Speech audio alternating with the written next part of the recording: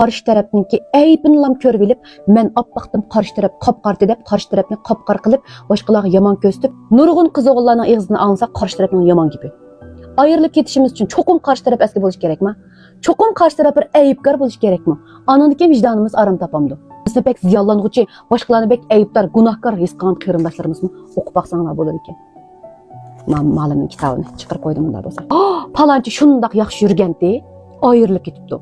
Bek mas kelganda ajrashib ketibdi. Men bularni ko'rgandan keyin muhabbatga ishonmas bo'ldim. Asli men muhabbat bor deb o'ylagandim deb. Buning bizlar hech qanday munosabati yo'q. Nurg'un aziz singillarimizningki shu pinglarga, andan keyin ba'zi bir boshqalardan so'ragan savollarga, qildigan inkoslarga qarasam, nurg'un aziz singillarimiz ba'zilar to'y qilishdan qo'rqadi ekan, muhabbatlashishdan qo'rqadi ekan. Sababi ayrilib ketib, oxirimiz chiqmay qolishi. Chiqmay qolsa qanday qilmayman deb ansirayotgan. Bir gap bor bizda. Muhabbatlashish baxtli bo'lish uchun. Muhabbatlashmaslikmi baxtli bo'lish uchun. Ayrilib ketishmi baxtli bo'lish uchun. Hammamiz bu dunyoga tunji qitim keldik. Nurg'un ishlarni xatolashib, shu xatolashish jarayonida o'rgandik. To'y turmushimiz shu. Men o'ylayman,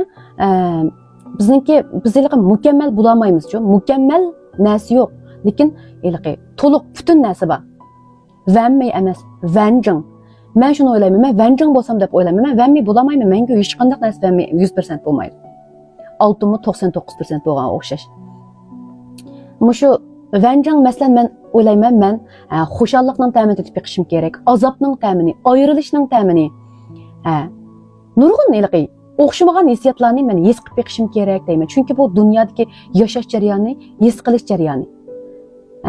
Ayrilib ketishdan qo'rqib muhabbatlashmasak, ajrashib ketishdan qo'rqib to'y qilmasak degan narsalar meningcha menga nisbatan men cho'qim beshimda o'tkazib beqishim kerak deb shu narsaga intilaman. Endi men yaqinda shu tashvishlanayotgan nurg'un ishlarda o'zingiz bir yo'riqni ko'ramayotgan tuqqanlarga mening bergan taklifim cho'qim o'zingizni to'xtatib, o'zingiz bir vaqt berib kitob ko'ring. Nurg'ulg'an yozuvchilarning kitoblarini o'qisam, ba'zilari bir umr to'ymi qilmay muhabbatlashib o'tgan ekan. Ba'zi dunyoda 10 qitim dunyo cho'lpini bo'lgan ayollarmi 3-4 qitim to'y qilib shu hammasi ajrashib ketgan ekan. Endi buningki nurg'un sabablari bo'ldi. Shuning uchun bularni baxtsiz deb qarashga bo'lmaydi. Men yaqinda tavsiya qilayotgan ma'vo yiroq nazar solgan siri hayot yo'lini shuncha ravon bo'ldi degan Nurali ablasning ma'vo kitobida men ona bo'lish oldida turgan to'y qilmagan qizlar va jamiyat yangi chiqqan yoshlar nurg'un kishilarga ilhom bo'lgan nurg'un bilimlarni, nurg'un hayot tajribalarini o'qigandan keyin menga ta'sir qildi, ham tavsiya qilyapman. Undan burungi ikki kitobim menga ajoyib ta'sir qilgan.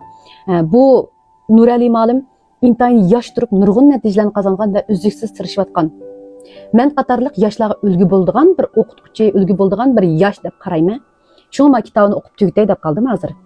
Bugun o'qigan oxirgi batlarda muhabbat to'g'risida intayin yaxshi menga ta'sir qilgan bir abzaslar bor ekan, sizlarga bakirlab bergim keldi. Muhabbatning oxirgi ma'nosi harakatga kelish. Men harakat kelishni ikki odamning yo'lda birga menishi yoki o'rtaq o'sib yetilishi deb qarayman. Nurg'un kishilar hissiyot bek uzoq saqlanmaydi. Vaqt uzargan sari susishib ketadi. Shunga ikkilan vaqtning o'tishi bilan ayrilib ketishi mumkin deyishadi. Bir odamning oldiga mang'isi, bir odamning bir izda turib qolg'isi, bir odamning so'lga mang'isi, yana bir odamning o'ng tarafdagi manzarani ko'rib boqisi keldi. Albatta har bir odamning o'ziga xos intilish bo'ldi. So'lga menishi yoki o'ngga menishi butunlay shaxsning tanlashidagi masala. Agar yo'lda menishi amaliyotda ancha qo'rqinchli amal emas. Yomoni kelsa as shaklda mangdigan gap. Yoki bir odam tiz yugursa bo'ldi. U oldi bilan o'zi mangdigan yo'lni mengib bo'lib, ondan yana bir odamga hamroh bo'lib, bir tarafdagi manzarani ko'gili bosib bo'ladi. Lekin buningdagi muhim nuqta cho'qqim birga menish. Nurg'un hissiyotning davom qilmasligiga sabab shuki, bir taraf doim sirtda jamiyatdagilar bilan uchrashib, texmi munavvarlashib ketadi. Yana bir taraf olg'a bosmay jim turib oldi. Amaliyotda haqiqiy uzoqqa so'ziladigan munosabatning hammasi odamni o'rtaq yetildirdi. Meningcha, to'g'ri muhabbatga ishonmaslikni targ'ib qilgan kishilar muhabbatga azaldan ishini boqmagan bo'lishi mumkin. Chunki muhabbatga ishonadigan kishilar boshqalarning muhabbatidan foydalanib, sizga yordam qilishga muhtoj emas.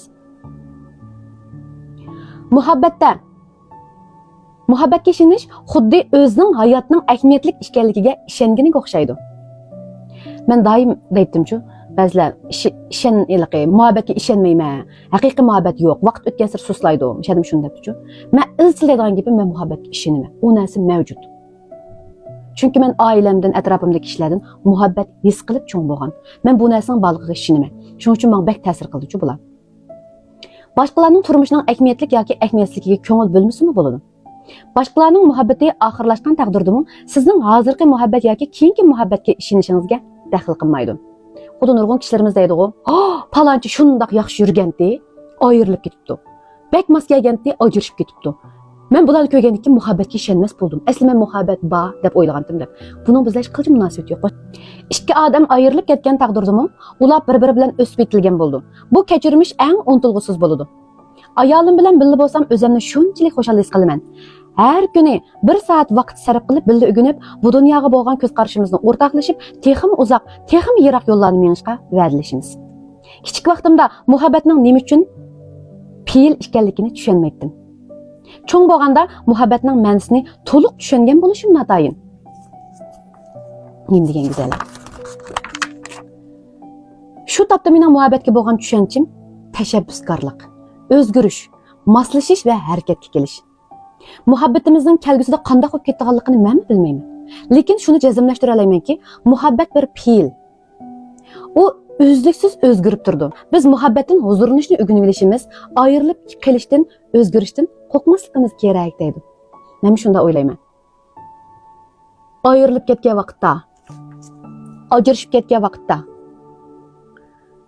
ayni vaqtda birga o'sib yetilgan, go'zal minutlarni o'tkazganni unutib qolib, qarshi tarafniki aybini lam ko'rib olib, men oppoqdim qarshi taraf qop-qardi deb qarshi tarafni qop-qar qilib, boshqalarga yomon ko'rsatib, bizning ayrilib ketishimizning sababi bir mazgil yaxshi o'tdik, yaxshi nim qildik, lekin ba'zi narsalar o'zgardi.